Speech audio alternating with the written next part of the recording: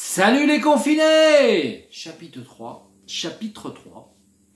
les accords.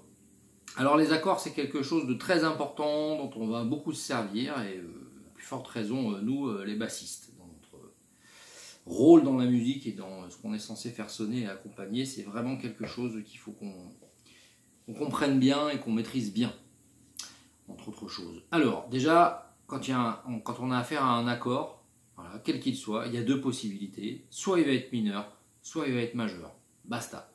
C'est-à-dire si je prends un accord de sol, ben ça va être soit un sol mineur, soit un sol majeur. Il n'y a pas d'autre possibilité. Donc qu'est-ce que c'est qu'un accord? Ben, un accord, c'est un ensemble de notes. Ok, 3 notes.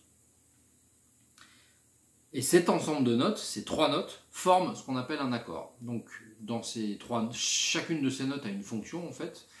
Donc, dans ces 3 notes, on a la première note qui s'appelle la tonique de l'accord. Donc, la tonique de l'accord, c'est assez fondamental parce que ça va nous donner c'est la note qui donne son nom à l'accord. C'est-à-dire que si je dis un sol mineur, donc quand je dis un accord de sol mineur, donc je fais forcément référence à 3 notes, 3 sons.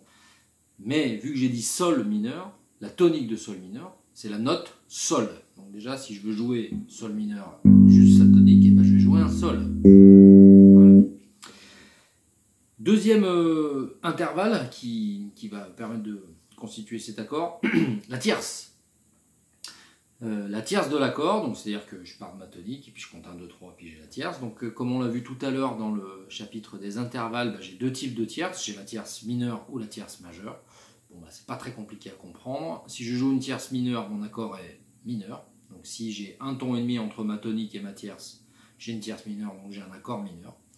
Et si je joue une tierce majeure, j'ai un accord mineur. Donc si j'ai deux tons entre ma tonique et ma tierce majeure, voilà, et ma tierce, pardon, je joue un accord majeur.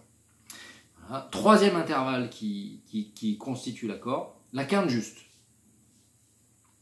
Pour l'instant, on va acter que c'est une quinte juste. Certains crieraient au scandale parce que il y a des accords avec des quintes diminuées ou des quintes augmentées, mais pour l'instant, on va dire que les quintes sont justes. Voilà, cet intervalle-là finit de définir l'accord. Voilà. Donc, en gros, si je prends un accord de sol mineur, ce qu'il faut bien comprendre, c'est que, enfin, si je prends un accord de sol mineur et un accord de sol majeur, entre mon accord de sol mineur et mon accord de sol majeur, le seul intervalle qui va changer, c'est la tierce.